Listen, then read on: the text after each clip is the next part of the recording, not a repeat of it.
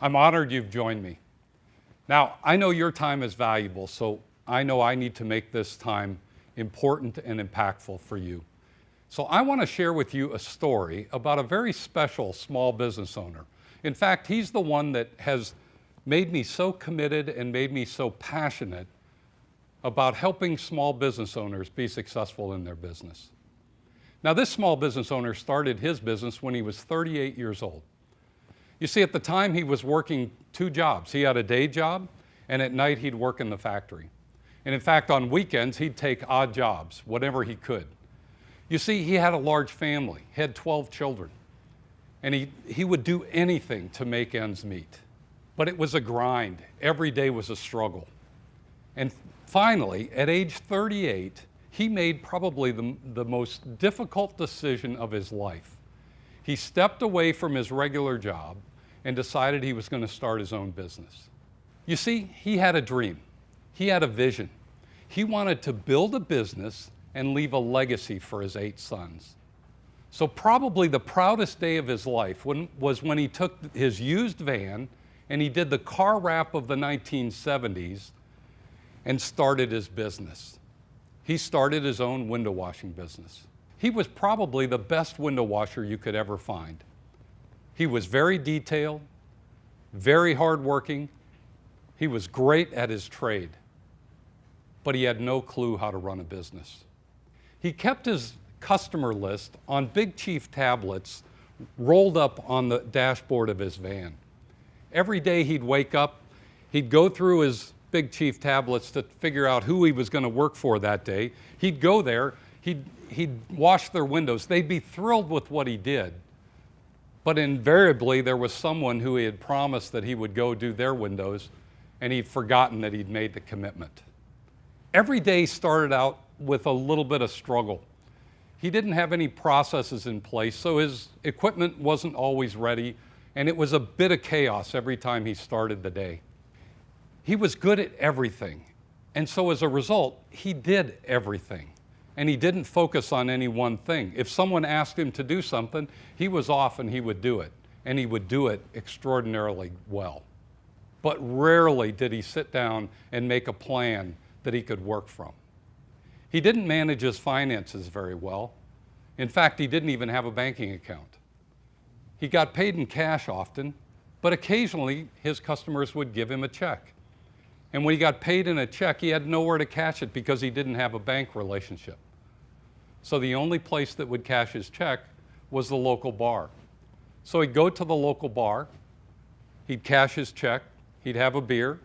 1 beer would lead to 2, 2 to 3, and oftentimes the earnings from the day were consumed at the bar. Meanwhile, his family was at home waiting for him, hoping that when he arrived, they'd be able to go to the store and buy some dinner. Oftentimes it didn't happen. On a couple of occasions, he even came home to find his family and their belongings on the curb. They had been evicted because he hadn't paid the bills. But he was an optimist, and he just thought, someday we'll get this right. If we just work at this hard enough, things will be different. But that day never came. One by one, his sons got frustrated working with him, decided that they could find a better life doing something else. And so one by one, they left. One of his sons even decided he could run a window washing business better than his dad and started his own competing window washing business. His wife, growing tired of the frustration and tired of the dream always being out there, finally, after 30 years of marriage, said, "I've had enough," and asked for a divorce. But he didn't quit. He wasn't a quitter and always kept plugging, knowing that one day, if he just worked hard enough, his dream would come true. But it never did. One of his sons got very lucky. He got a scholarship to go to college, went into the military for a time, ended up in a corporate job, rose quickly through the corporate ranks to the point where he was at one point running a fairly large business himself. In fact, successful to the point that he retired at age 50. And that son retired, moved his family to Texas, and decided he was going to commit the rest of his working life to helping small business owners like his dad and avoid some of the pitfalls and problems that his dad had. I love my dad. I learned a lot from my dad. He taught me everything I know. But my dad had no clue how to run a business. And at the time, I didn't know how to help him. Not a day goes by that I don't wish I could turn the clock back. But it's too late for my dad. I lost my dad recently. And so that's why we're here today. That's why I'm doing this series. It's what drives me every day. It's what motivates me to get up in the morning. It's what makes me so excited to work with business owners, because I want them to have a different experience than my dad had. I want this to be the legacy that I leave in honor of my father. Forget that my dad was the best window washer you could find. He had no clue how to run a business.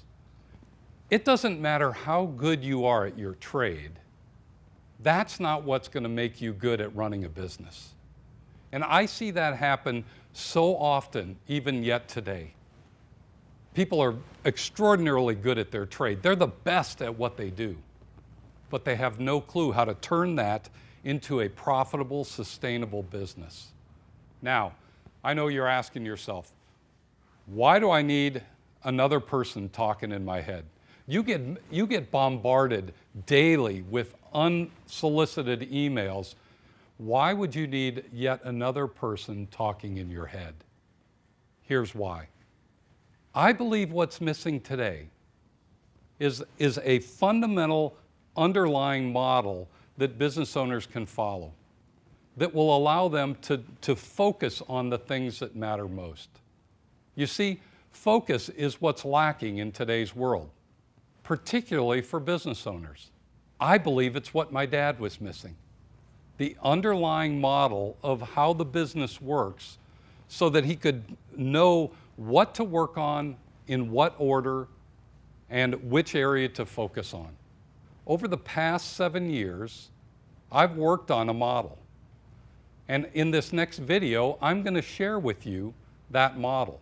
We've tested, we've measured, and I believe now is the right time to share that model with you.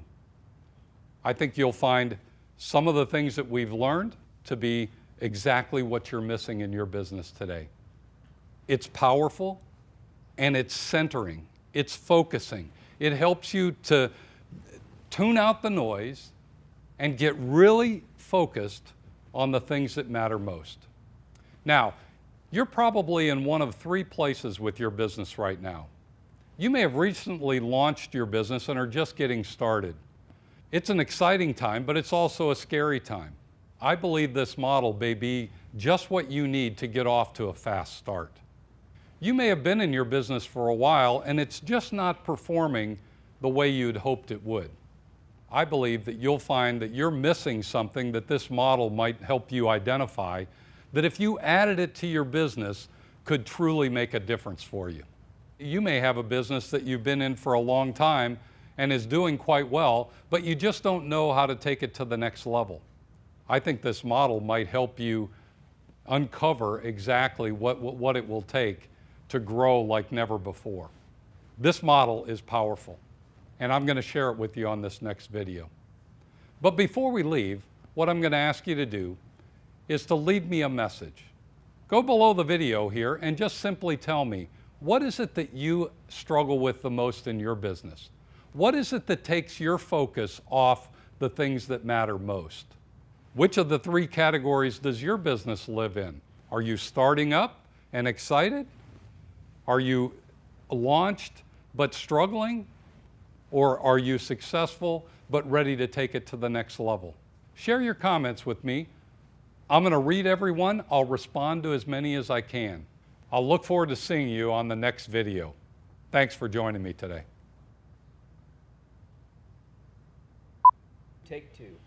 You get bombarded with unsolicited emails, guaranteed solutions, guaranteed solutions. The wording sounds good when it's written. Yeah, okay, I'll try it again. Gosh, why can't I put three of them? But hold it. Who's got a pen? This is not hard. Just don't write it on your hand. Sorry about that, guys. Offering you fix, now I can't even say it. I'm totally lost with what I'm supposed to, this is not going to be good. Outtakes, remember? Yeah, I know, that's what I'm worried about in my head.